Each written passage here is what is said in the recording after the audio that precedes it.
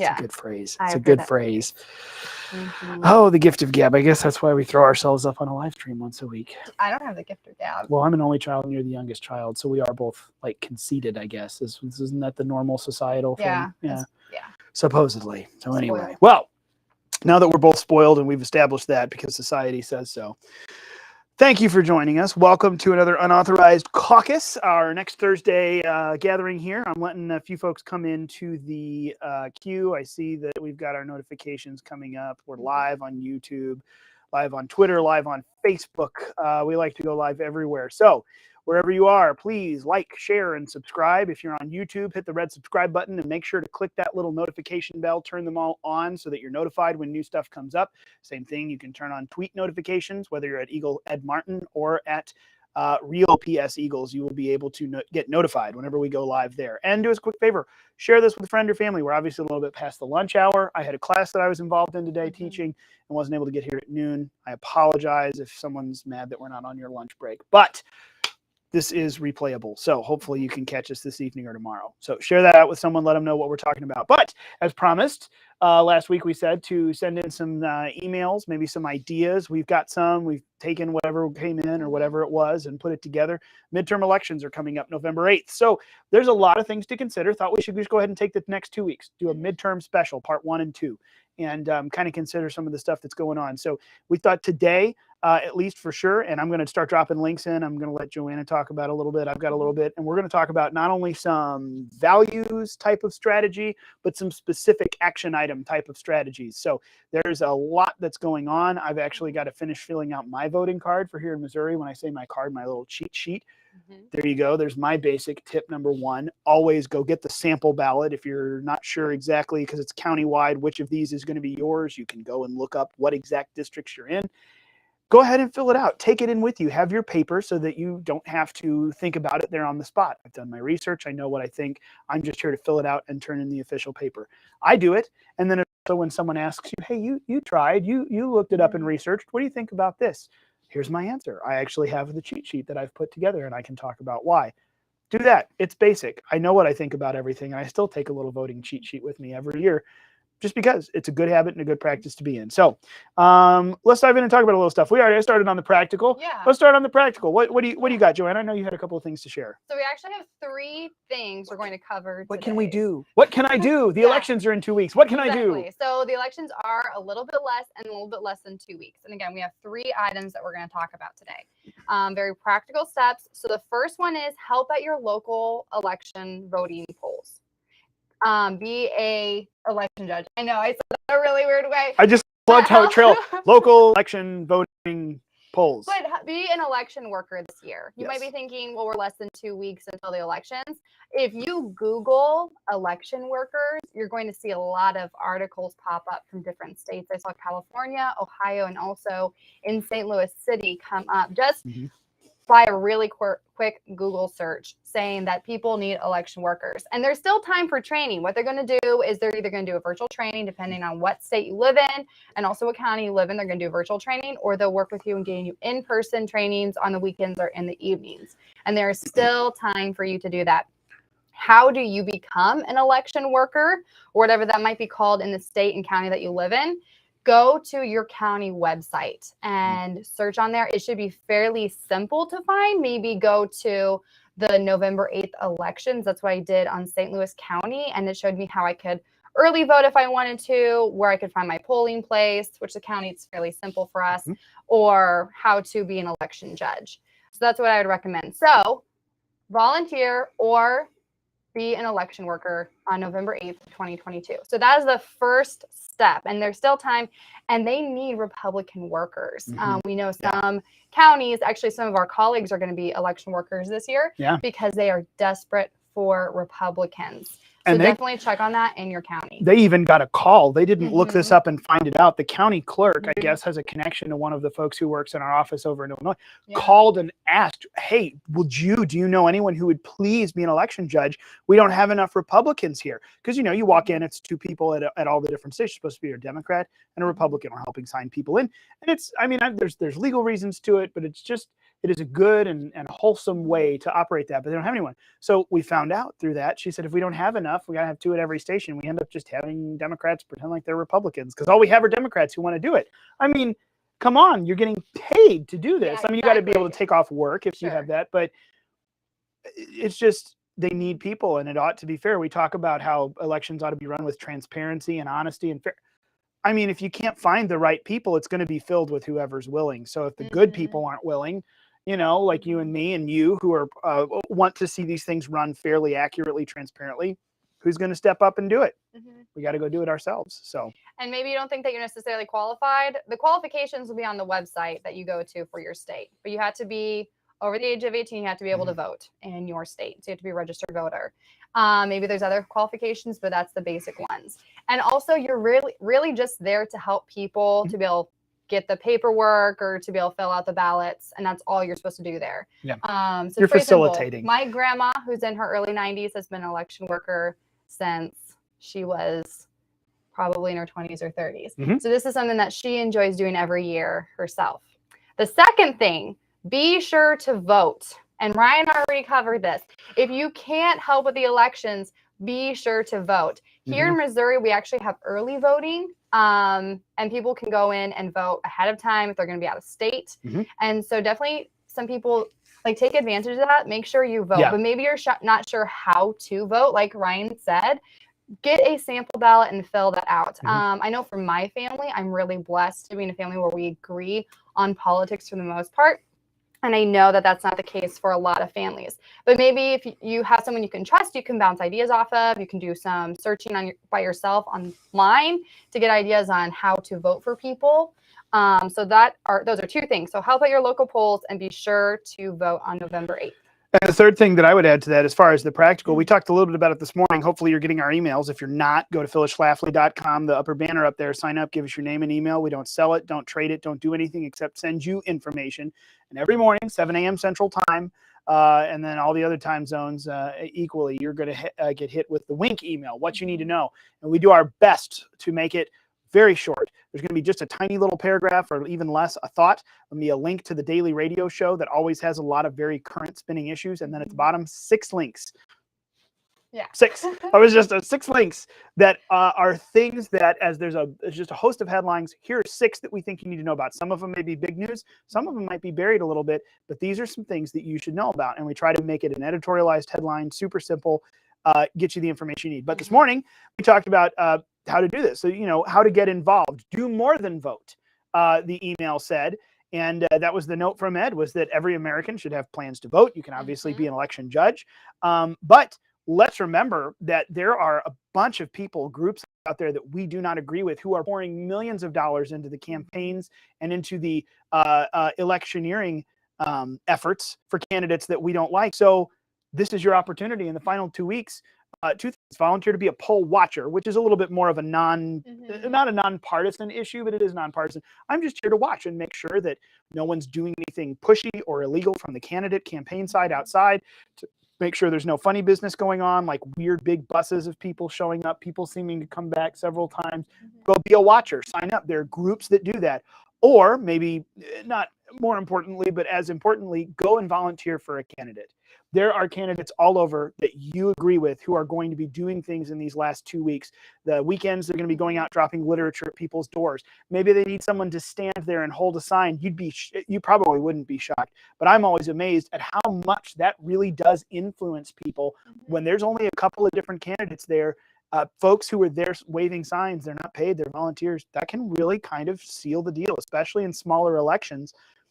Someone cares about this person. Maybe I should pay attention and vote for them. I mean, I know more about I've made up my mind before I walk in, but a lot of people haven't. Yeah. So you could, by waving a sign for your candidate at the polling place, you might actually be able to pull some votes at the last minute. It's really kind of surprising, but it works. Go and do those things. There's so much that needs to happen. Work for a campaign or volunteer to poll watch. So that's what I'd tack on to the third thing to do. And then there's a lot of it in these last 2 weeks that we can do. So take a look and do more than vote. You can do both. So again, just to recap, the first thing is help at your local polls. Be an election worker because they definitely need workers on November 8th. The second thing is be sure to vote. Even if you need to go in early to vote because you're not available on the 8th, definitely make sure you vote. And look for candidates to vote for, or help the candidates by standing outside of an election place, or helping with their I can't think of what it's called, their campaign in some way on November 8th. So those are 3 things that you can do in the next less than 2 weeks before November 8th. Yeah, absolutely. And then let's dive in and go to the other side of it. We'll try to keep everyone really short here. We got some points of specific strategies around the election itself, or electioneering, or poll watching, poll judging. But on the other side of it, if you're going into this saying, okay, I got to vote, and this is actually, I'm sorry, I kind of spaced out here because I was reading something.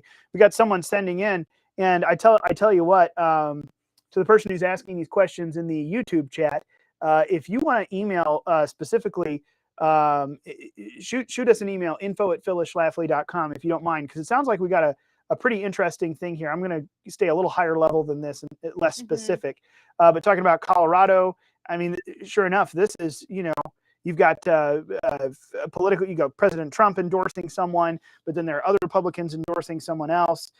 There's a lot of dynamics at play here, and without good, thank you. Because without necessarily getting into the specifics of each situation, because this is one state, you're right. By the way, there are no dumb questions, but there is something dumb that you could do, and that's called voting not informed. Don't make an uninformed vote. It's so easy, especially with big elections like this. It's understandable. It's kind of hard to find out anything about the person running for alderman. Like, they don't have a big website and everything else, but there's so much on record with these folks. It's easy to find. So the only dumb thing you could do is vote not informed. So there's no dumb questions, but do email me, because this is specific.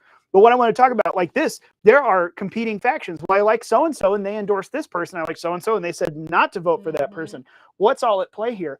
I think we've talked about this before. I asked and you remembered me saying this. I remember something, and I feel like this is a phrase that came from my dad, but it may not have. The way I was raised, voting, as much as we have our convictions, I have, for me, my Judeo-Christian values. These are the convictions of my worldview that I run everything through. I hold this up as the standard to decide what is and isn't true, because this is the truth.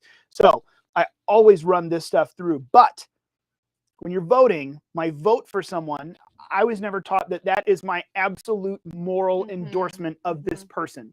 This is a tool.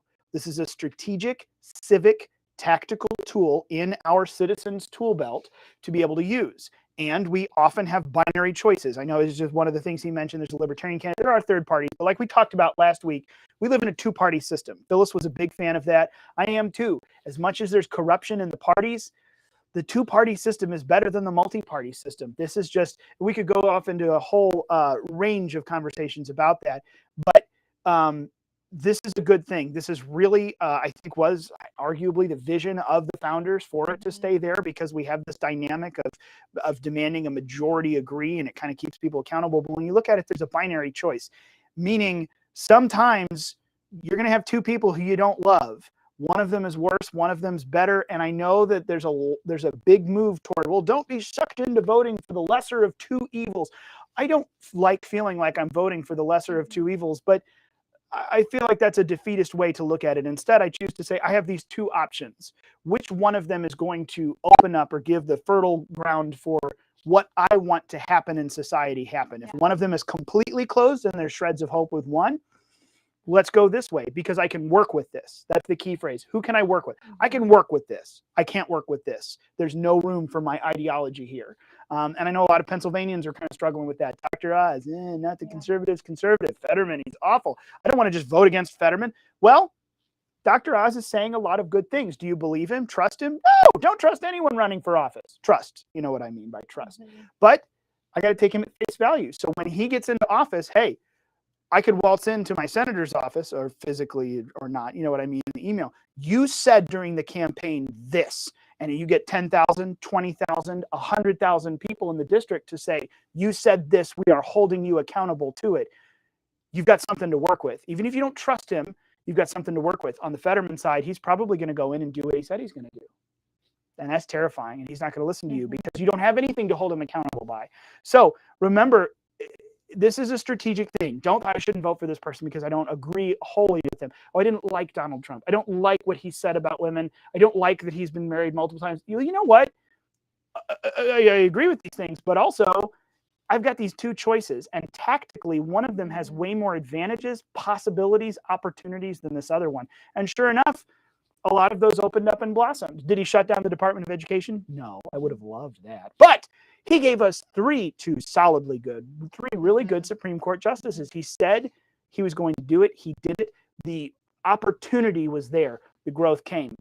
And yet this was one of those binary choices that a lot of people labored over. I'm not going back and saying what you should have done. I'm not telling Pennsylvanians what you ought to do. Again, we are a 501c3. I'm not here doling out election advice. But the way to approach it, and remember, this is not an absolute moral endorsement. This is a tactical tool in my citizens' work belt that I get to whip out, and I have to play kind of in the shades of gray here. Now, I always abide by my convictions, but I recognize this is a strategic thing that I have to accomplish. So it just, as you're looking at some of these folks, you may not know who they are. You may be kind of looking at shades of not solid information that you have about people. Just keep that in mind, because I know a lot of folks, I don't want to hold my nose and vote for someone I don't like anymore. Well, don't hold your nose. They may not be your perfect candidate, but that means the next time in the primary, go and find your perfect candidate, get them to run, get everyone else to agree. And then you won't have to do it anymore. But use the tactical tool in my citizens' work belt. Thank you. I thought that was a good line. Well, you're not complimenting it, but I'm going to assume that you are complimenting it. So thank you. We're going to run with that. Yeah. It's my oldest child personality. Anyway, just think of that. This is just let this be maybe a little discussion that I have that you go, you know what, that's right. So applying that and not just having to feel morally absolute about, oh, this is an awful one and oh, this is awfuler. Well, no. What are the opportunities? That's okay. It's okay to not necessarily be morally endorsing everything about this one candidate. I'm voting tactically for this person. I think it's the right thing to do. And I know a lot of folks who, again, I'm going to vote tactically for a third party. Well, like Phyllis used to say, that's nice, but it's kind of fruitless because there's the two choices. Most everyone's voting for the two choices. Participate in it, or you're essentially taking it away from one or the other. You're voting for the Green Party, probably essentially voting for the Republican. Voting for the Libertarian, probably basically voting for the Democrat. Look at the nuances, the shades of strategery, to pull out a George W. Bush word there, the shades of strategery that you're dealing with, and play inside the system, because this isn't, this is not necessarily your conviction level. This is strategy and tactical level. So approach it that way if you haven't before, and it might give some alleviation to feeling like, oh, I'm just stuck with voting the lesser of two evils. It's you could look at it that way, or you could look at it as, who has the most opportunity for me to go for? So, good. I'm answering the question, but also still emailing us. Yeah, please feel free, because again, there's shades to all of these different things, and each state has its own nuances. So there you go. But okay, well, this was part one. Yeah. Of us talking about the elections that are coming up on November 8th. We do have a commentary from actually 2021, resolved to be a poll worker or poll watcher. And if that hasn't already been shared with you, we'll make sure to share that commentary with you so you can read it, just again as an encouragement that there's still time to get involved with the elections that are coming up early November. Yeah. And let me close it out. If you saw, we referenced today, I posted that link already. You'll find it there. But then let me also close it out. For those of you who are on the email list, you saw it this morning. And one of our links down below was the daily commentary from today, October 27. And in it, you'll find a partial reading of Teddy Roosevelt's famous words that are some of my favorite he spoke, echoing the man in the arena. And I always feel like this is a good opportunity. People quote this when it comes to someone running for office. Feel like this as a voter. When you hear the words of Teddy Roosevelt, which is his birthday today, this is why we're talking about this. It is not the critic who counts, not the man who points out how the strong man stumbles or where the doer of deeds could have done them better. The credit belongs to the man who is actually in the arena, whose face is marred by dust and sweat and blood, who strives valiantly, who errs, who comes short again and again, because there is no effort without error and shortcoming, but who does actually strive to do the deeds. The sentence goes on, but strive to do the deeds. Jump into the arena of being a voter. Don't not participate because one of these two isn't the perfect choice. Don't not participate because you don't know what to do about something. Don't not participate because you feel like, I'm just a voter and the whole thing is rigged. Go and be a part of the people who are standing there officially. Do something. Yeah. Go and do something. Err. Be wrong. That's okay. Being wrong and being involved is better. You will learn next time, but not being involved, pointing out how someone else could have done it better. Go and do it.